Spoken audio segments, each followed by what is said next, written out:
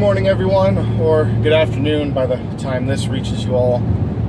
GM Dave here, your man behind the screen, today with a second video again.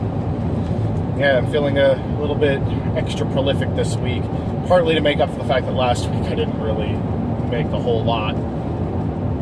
Time constraints and a lot of life just kind of getting in the way last week. In particular, over the weekend, I was actually feeling kind of sick. I did not feel up to actually making videos, and of course, had those problems getting the Savage Worlds combat video together. That is still coming. I'm going to try to actually get that revised and put up this weekend with still images to act as visual guide, so look forward to that. But right now, we're going into another episode of Dungeons and Discussions. Now, I'm just passed through the Temecula Valley. I believe I'm coming into Murrieta right now. Yeah, I'm sure fucking a lot of you who don't live in Southern California are thinking, what? Huh? Where the hell is that? What's that place? And don't worry, you're totally justified in thinking it. It's a fucking blip on the map, and the kind of town that's big enough that it's big enough to be above the status of blink and you'll miss it, but small enough, forgettable enough, and dull enough that nobody's going to know what the hell I'm talking about. So, I figure, why not use this time passing through this boring sort of city to discuss my favorite 5th edition class. Now, my favorite class over the course of my playing of D&D and Pathfinder over the years has changed a few times. When I first started out, you might remember from the video I posted going up to Idlewild to visit my friend Jimmy. I discussed that the first class I ever played was Cleric. Well, that wasn't my first favorite class, actually. My first favorite class ended up being the Ranger. After I tried most of the classes out, Ranger was actually the second one I tried, and I tried out a few of the others in shorter games, but I just loved the Ranger. To me, it was so much fun. I found it so very enjoyable. And this is back in 3rd edition, back when your only combat style options with Ranger were two-handed fighting or archery. Before they appropriately expanded that in 3.5. And then, when the 3.5 changes came and they expanded on things and sort of fixed some of the problems 3rd edition had, I grew to love the Ranger even more. However, once I got my hands on Complete Warrior in 3.5, my favorite class changed on a dime. And to this day, my favorite class in 3.5 still comes from the Complete Warrior book, and that was the Hexblade. Now, I know Hexblade, it's not the greatest class out there. It does have its shortcomings. Every class does. There are other classes that can do some of its different aspects better. Fighters obviously can do the fighting better. Clerics can do the spell casting of debuffs better. So can even druids and wizards. But in terms of blending good combat with strong debuffs and a good blend of combat and spell support, the Hexblade just fit that niche so nicely in such a way that I really enjoyed, that I just loved playing it. So, one might expect then, because Hexblade has been my favorite class ever since I found it, and still is in 3.5 my favorite class to this day, one might think, oh, well, obviously then my favorite class for 5th edition is going to be the Warlock, because Warlock has the Hexblade as one of the paths you can take now. Well, no. In all honesty, I really don't like the Warlock Hexblade. It captures a little bit of that feel of the classic Hexblade, but I don't think it does it particularly well. And I have actually been considering homebrewing my own straight Hexblade class that's more reminiscent of how it functioned in 3.5, but I'm not entirely sure if I'm going to go through with that or not. It's just something I've been toying around with, just an idea I've been playing with. But anyway, moving on from 3.5 into Pathfinder, I have to admit that I was actually a little bit disappointed going into Pathfinder when I found out, as more and more stuff was getting released for it, that they never really made a class that was equivalent to the Hexblade. The closest that they did was the Magus, in my opinion. And Magus was okay. I wasn't really that wild about it, honestly. Again, like, you know, one might expect, oh, if my favorite class was the Hexblade, I'm probably going to like a class that can blend combat and spell casting in the same way, or in a similar way, at least, that the Hexblade did. But Magus didn't really do it for me all that much. I didn't really enjoy that. Actually, my favorite class for Pathfinder ended up being the Alchemist. I loved the way that functioned. It was just such a unique way of handling spells, and the bomb mechanic for combat was a lot of fun. It's like, I absolutely adore playing Alchemists, you know, especially because in a way I can capture a little bit of that feel that I had with the Hexblade, where I can dole out some massive debuffs to certain enemies while still acting as a good support character, giving out a lot of stuff to my fellow players and helping in a lot of different ways. I'm sure you can see a trend building here. My favorite thing to do is kind of play a support character that has a little bit of a specialization going into a certain direction, but can fill a lot of gaps and help boost the party. I can involve myself in more ways than just direct combat by providing boosts to the party or banes to the enemy, and that for me is a whole lot of fun. And because of that, well, there's really one fit that in 5th edition in terms of classes. There's one class that just became a natural fit for me, and I absolutely love playing it. Now, before I reveal it, I'm going to go off onto a little anecdote, because something that a lot of my friends and family know about me, I would say actually most of my friends and family are aware, because I haven't kept it a secret, that I'm an atheist. And just by saying that, I'm sure you can kind of figure out where I'm going to go with the class that I'm talking about. But yes, I'm an atheist. I don't believe in gods. I don't believe in the supernatural, really.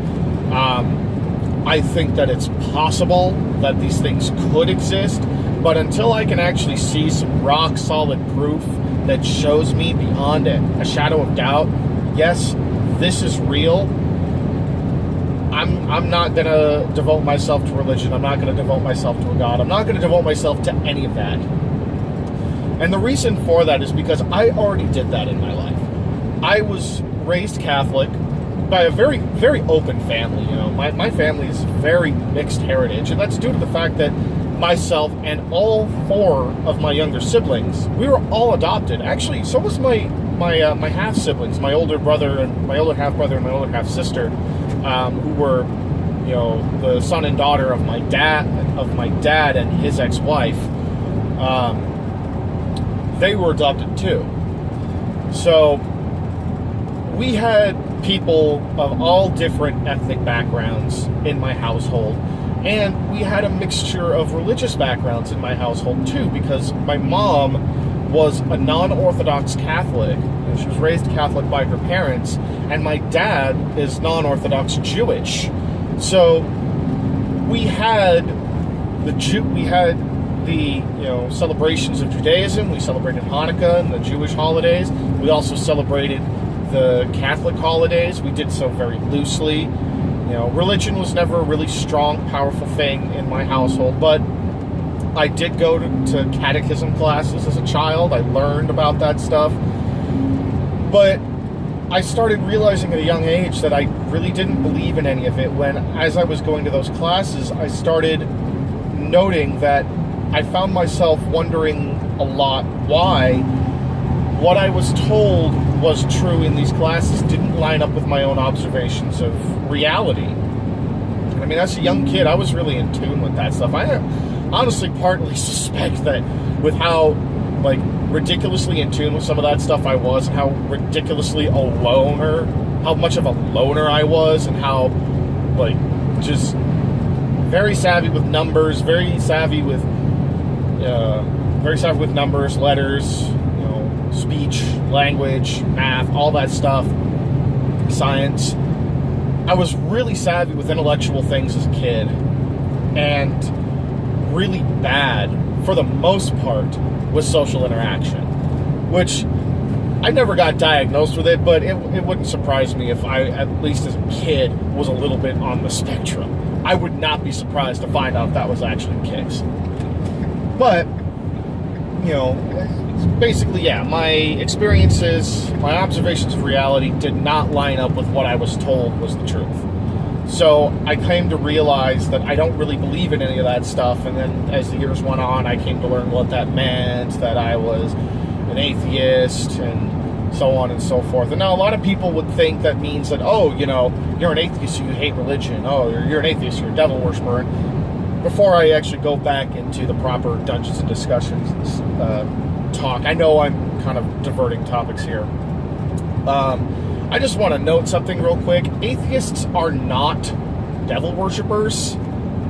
Because if you believe in the devil, it kind of comes with the territory that you also believe in God. And if you don't believe in God, well, then why would you believe in his main adversary? It doesn't make sense. No, atheists are not devil worshippers. We don't believe in either of those things.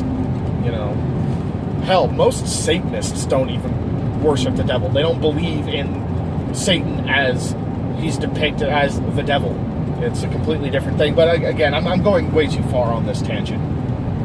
So yeah, as I'm sure you figured out, you know, by the fact that I felt the need to go off on that weird little tangent, a lot of people in the past, not so many anymore, but in the past, a lot of people were actually surprised when 5th edition came around and I started playing it to find that my favorite class is actually the cleric.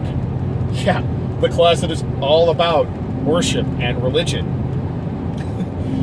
And the reason why it's my favorite class is because, just like with Hexblade, just like with the Alchemist, in 5th edition, really in any edition, but I find it the most enjoyable in 5th edition. With the cleric, you can fill that niche that I so enjoy of, you know, specializing in a specific way. You know, I can specialize in combat spells. I can specialize in support spells that debuff enemies. I can specialize in support spells that buff my allies. I can specialize as a straight healer if I want to. I can specialize in hand-to-hand combat supported by my spellcasting as a cleric. I have so many options as a cleric because of how the class is built and how the domains work that I can fill that niche that I like to fill of being a character that has some specialization in one area, but is also pretty damn good in a lot of other areas too, to fill in some of the cracks that we're missing and give a lot of support and have a lot of involvement with every other character in combat. I can do that perfectly with the cleric in 5e, and it is just so enjoyable, and I love it so much. And as an example of that, one of the things you can do is actually, there was a game I played in recently with Andrew Armstrong of Dawnforge Cast, a friend of his also named Dave, and a couple of the Dawnforge Cast patrons. And it was a one-shot, and for those of you who watch my channel but also watch Dawnforge Cast, you know what one-shot means when we're talking about a Dawnforge Cast one-shot. It means a one-shot that should take one session but ends up taking 2 or 3 because we roleplay the whole damn time. It was worth it.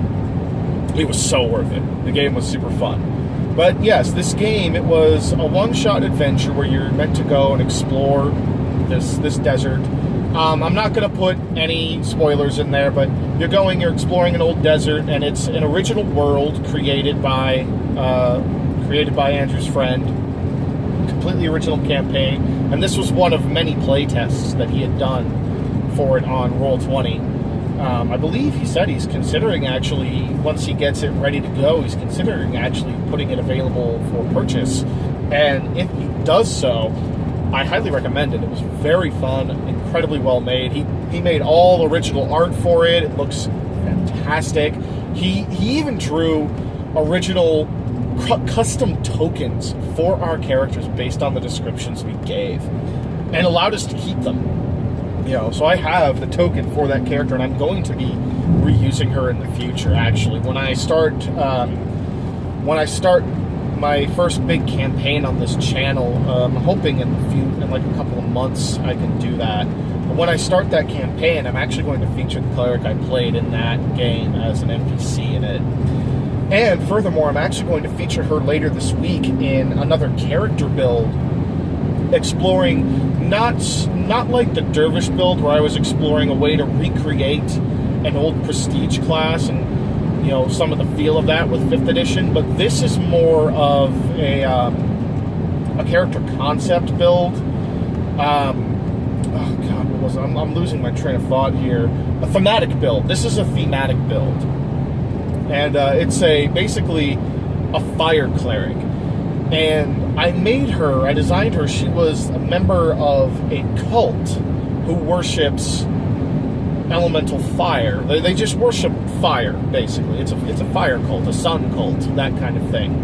And I set her up in such a way that she has, she can do all those standard things a cleric can do. She can debuff, she can buff, she can heal, but her primary role is actually as a support artillery spellcaster.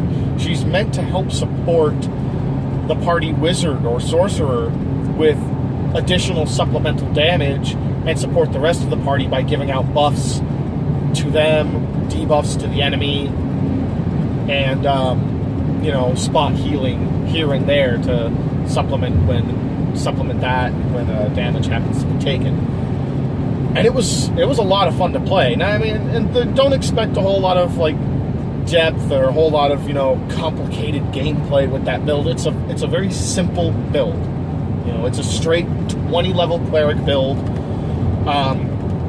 Really, that is in functionalities, it's made by its feet. But the thing I wanted to talk about specifically with regards to cleric wasn't just how clerics work. It was things that, roleplay-wise, I've seen tend to get overlooked a lot with clerics. Now, what is the cleric? Well, they are a member of a specific faith. They gain their powers from divine magic, from divine sources. Their faith fuels their magic. Their belief fuels their magic. Oftentimes, they are members of a specific clergy. A lot of them will actually work in monasteries, churches, things like that. They are clergymen first, and women. Clergymen and women first and foremost. And in some ways, they're also chosen champions of their gods, or whatever being it is they worship. Like in the case of Shay, that's the name of the cleric, by the way. Her name was Shay Shana. Shay worships what her cult calls the secret fire. And it's more of a universal concept, but the idea is their magic is divinely drawn from the elemental plane of fire. Now, one of the things I wanted to actually do in that game that unfortunately I didn't really get the chance to showcase, which was fine, it wasn't that big a deal, but I wanted to actually showcase some of the daily rituals she undergoes to prepare her magic, some of the daily faith rituals that she undertakes. And I got to showcase one of them, because every single night that we rested and a watch was chosen, Shay, before anyone else, always offered herself up for the last watch of the night, the watch leading into dawn. And that's because I noted for her faith, the most pious among her cult rise with the dawn. And she makes it a point to always rise with the dawn. She always wakes up before sunrise, and then that's when she does her hour of prayer and worship. And it was the details of the prayer and worship that I didn't get a chance to get into, which is what I really wanted to. But the core idea here that I'm talking about is, this is one aspect of roleplay that quite a few clerics cleric players they don't really think to do it, or they're just not really given the opportunity, or don't grab the opportunity to do it. Like, I could have done this in the campaign, but I wanted to, but I intentionally decided not to grab that opportunity because the game was already running a bit long. We had a lot we needed to do. I didn't want to just steal that spotlight entirely for myself. You know, I wanted to give everyone, of course, the chance to role play, and I'm glad in the end, kind of glad that I didn't take that opportunity to make mention of all the things she's doing for her morning ritual. But what it was going to be was basically some of the things she had in her inventory. She had different incenses. She had a small golden bowl for a small bowl-shaped brazier that she would burn some of these incense sticks in. I think she had 2 different ones. And she would burn 2 different kinds of incense and basically enter a morning trance of prayer where she'd be sitting cross-legged. She'd be breathing in the incense and then kind of like passively dancing. Occasionally she'd be playing a song or 2 on her flute, which was Scrimshawed. And this was another character note I made that I didn't get to bring up. And this is one I actually really was disappointed I didn't get to bring up in the game. Not that it was a big deal. It just kind of bummed me out because it was a note that I really enjoyed about this character. But she doesn't actually have a standard holy text. I made that an express decision that Shay doesn't carry around a holy text. She doesn't carry around a book of holy writs or anything like that. Although she does carry some loose leaf pages with holy scriptures written on them, words of note and words of power from her faith, little mantras, things like that, which she used in some of her spell casting.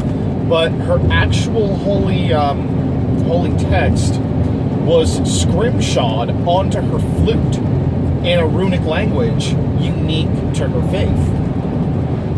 So her flute that she plays is actually in the morning while she's doing this kind of like swaying trance-like dance is how she is in part how she makes her morning prayers and prepares this ritual. And the next thing that she does is once the incense has fully burned down, she takes the ashes and rubs them onto her body, on different parts of her body. If it is black ash, she puts it over her eyes. If it is white ash, she covers her arms, hands, and legs and feet in it. And this is meant in the faith that they believe it brings her. She believes it brings her closer to the secret fire, and it's another part of her daily ritual within her faith. And that's the concept of the daily rituals is something that I feel is unfortunately overlooked a lot with clerics. A lot of players don't put a whole lot of thought into what the daily rituals of their clerics are, and that's perfectly fair. It's not necessarily an important detail, what exactly are you doing for your daily ritual? But in terms of adding depth and expanding on the character in a roleplay perspective, adding those rituals, covering that side of faith and that portion of worship for a cleric, it's an absolutely fantastic way to just bring that little bit of extra depth to your character, to make them just that much more engaging, just that much more interesting, and it gives the other players another hook for interaction with you, and not just the other players, but the GM as well. It's just another way that you can expand on your character and give a little something more for your fellow players and your DM to work with. And it's one that, like I mentioned, I feel with clerics, and actually with paladins as well. Don't forget that paladins draw their power from many of the same sources as clerics do, and a lot of them also engage in morning rituals to refresh their spells and their abilities. So consider that with a paladin also. What is a paladin of the Secret Fire? What is their ritual going to be? How might it differ from Shay's, who is more specifically an acolyte? What might a paladin do differently?